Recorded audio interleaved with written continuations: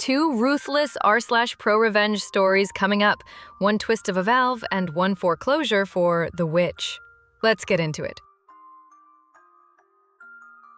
Neighbor was stealing water from my supply, so I ruined him. I live in Asia and just purchased a new house. Now, the previous owners were family friends who needed cash urgently and hadn't been living in my country for nearly 3 years. So I got it for a great price in the middle of the capital city. The sale was finalized at the start of this month and I moved in right after.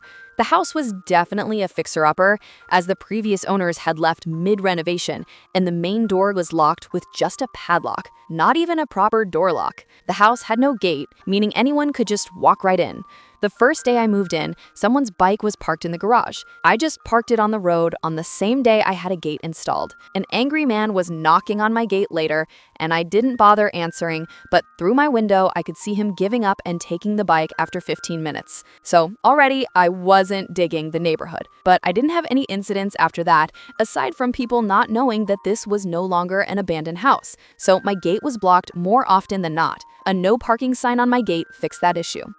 Last week, I was having a shower in my bathroom, and I noticed my water pressure was lower than usual. I also heard my next-door neighbor's water pump going. Now, this neighbor, an old guy, lived in a 3-story house. The first floor was the lowest, and the one he lived in, and the other 2 floors were rented out to tenants. This guy wasn't happy about the house being sold and voiced many concerns to my friends, the previous owners. He was super angry about it, and my friends did warn me. But I'm a 6-foot guy with 3 dogs. No way he was doing anything. And yep, he didn't.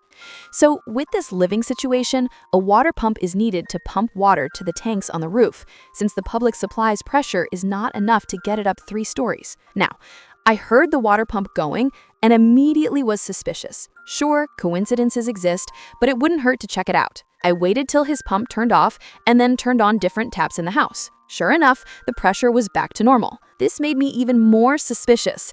But if he was stealing water, it also made sense. The water bills had been going up over the years this house wasn't lived in, but the house also had some water leaks, so it was chalked up to that, even if the bills were too high to be caused just by leaks. Now it's starting to make sense. At some point in the last 3 years, this old miser thought he'd save the cost of paying for water and waltzed into the property to siphon water from my lines. I couldn't find where exactly he was siphoning from, but after checking my pressure multiple times, I was pretty sure. So I sat on it for a few days, thinking if I should confront him, go the legal path, or just let it be. Now, water in my country is very cheap. My total bill, even with washing 3 animals, a car every week, and watering my garden, only costs like $5 per month, even with the neighbor also stealing some of it. But it wasn't about how much I was paying or who was paying for it.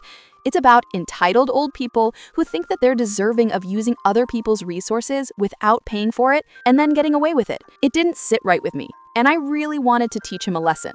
What I did was really simple. I just turned off my water from the mains.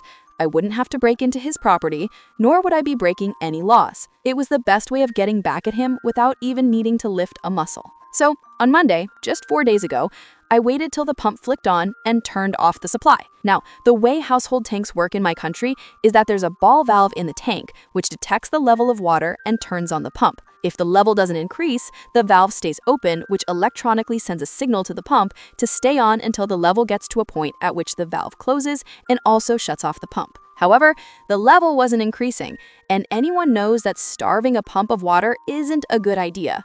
This way, my expectation was that I'd burn out his pump and cause issues with his tenants. What I didn't account for is that his pump running constantly would mess up the fuses by constantly drawing power overnight and absolutely destroy his wiring. If he'd decided to upgrade his household wiring to a more modern standard, this would have been prevented. This house clearly still had 90s era wiring. At around 3 a.m., I heard all residents in the house waking up and talking in hushed voices about why just their house in the neighborhood didn't have power or water. I found out about the power part because the tenants devolved into shouting at their landlord.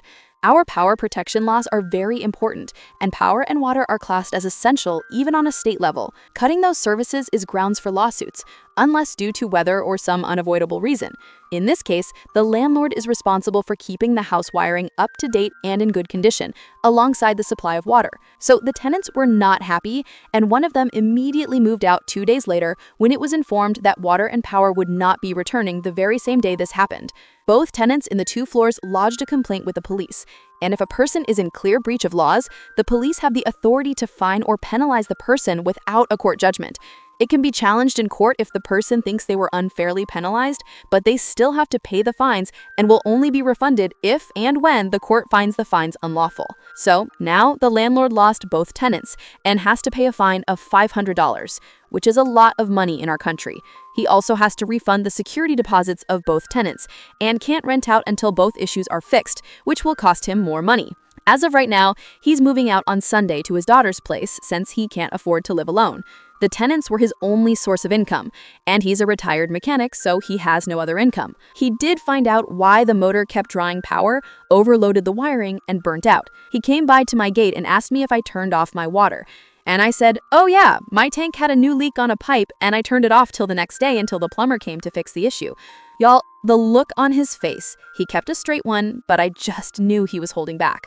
He just said, "Oh, okay," and went back inside. Not sure if he knows I know, but I don't care because he can't do anything. I'm getting a plumber down next week to correct my plumbing and remove any pipes that leave my property. So I got rid of my water issue and a neighbor who could potentially be a pain in the butt by simply flicking a tap off. 2 birds, 1 stone, I'd say. Man, this guy really thought he found the ultimate life hack. Free water forever. Like, sir, this isn't a community drinking fountain. It's someone else's house. I've got to hand it to OP. This is revenge at its finest. Well played.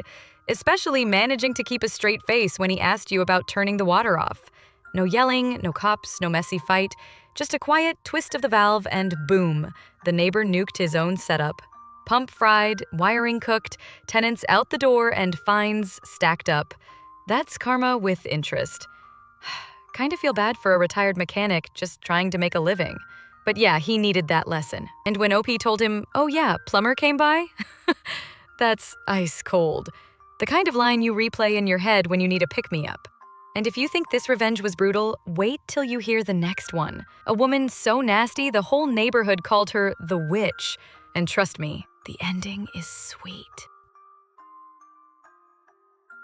Mean lady hates everyone, especially us. We buy her house after she failed to pay her debt. The house we live in was built at the same time as hers. My parents were often at the construction site and helped if they could. The strange lady was nice to us at the beginning, but that changed soon. This happened around Christmas 2017. We have a neighbor who is very unpopular in our neighborhood. She's well known for harassing people who use the public path at the left side of her house. The path is 1 out of 3 to reach the public playground behind her house. If someone uses the path, she would scream at them that this is her path on her private property, which is wrong. Sometimes she would close the path with a red and white plastic chain and wouldn't let anyone use it. She would scream at kids on the playground when they were loud in the daytime. She always had her shutters almost down so she could stalk the people on the street and stay unseen. If some kid's ball landed in her garden, she would bring it to the kids and destroy it with a knife right in front of them. All kids knew this and would run by her house if they wanted to go to the playground. When the neighbors' kids were playing in the winter outside in the snow, she would call the CPS equivalent in my country and tell them they were locked outside by their parents as a punishment. If someone walked by her house at night, she would often call the police due to a noise complaint. She was known by everyone in our neighborhood as the witch, but she hated my family in particular. We lived right beside her house. Our houses shared one wall. When me and my sister were young, we would use the swing in our garden or jump on our trampoline. She would regularly file noise complaints and often harass me and my sister when we were alone in our garden. If my parents heard her screaming swear words at us from the first floor of her house, they would yell back. If me or my sister walked on the path by her house, she would scream at us. We used the path daily on our way to school. One time when I came home from school, she was in her car with the trunk on the sidewalk. When I walked by the back of her car, she revved the engine and the dark exhaust hit me. Almost every night, she would hit the shared wall with something to wake us up. Sometimes she rang our doorbell and tried to make us go to other neighbors to complain about small things. We often had lawsuits with her. One time because her trees grew 2 meters over the border, another time because she built a fence by sticking bamboo mats in the dirt and tearing it down the next day, then telling the police we destroyed her wooden fence. We won all lawsuits against her because my uncle, he's teaching law school, gave us good advice on how to deal with her and named lawyers he knew were good. She never paid the workers who repaired things at her house and the electrical and water bills. When her old car broke down, she didn't pay the car mechanic and never got her car back. She was in debt and had a mortgage on her house. When the foreclosure came, we were at the court and bought her house. She was with us in the courtroom when the option was and tried to buy her own house, but wasn't allowed because she couldn't provide proof that she had enough money. We bought her house where she lived for 20 plus years in front of her. We bought it because my parents were at the construction of her house and knew the workers did a great job at building it. We renovated it when she left, we repainted all rooms, renewed the insulation, and put new wooden floors everywhere that didn't have tiles. My grandparents will be moving into her old house this fall. This lady wasn't just a bad neighbor. She was the full neighborhood villain, screaming at kids, slashing their balls with a knife, stalking from behind her shutters like some budget movie witch, and then calling the cops over snowball fights? Come on. So when karma finally caught up and OP's family bought her house right in front of her, that's poetic justice. She spent years making everyone miserable, and in the end, she had to watch the people she hated most walk away with her keys. That's the kind of ending you can't script better. Honestly, with the way she acted, I'm surprised the neighbors didn't just pitch in and buy her a pointy hat to complete the look. She really lived up to the nickname, the Witch. But in the end, even witches can't outcurse debt and foreclosure. Actions meet consequences, and this one was brutal. What do you think? Would you have felt the same satisfaction buying her house, or do you think that was too harsh? Tell me in the comments. I'm dying to know. That's all for today's r/ProRevenge, where payback isn't just sweet, it's strategic. If that made you cheer or slow clap, go ahead and hit that thumbs up. Drop your thoughts in the comments. I love hearing what you do in their shoes.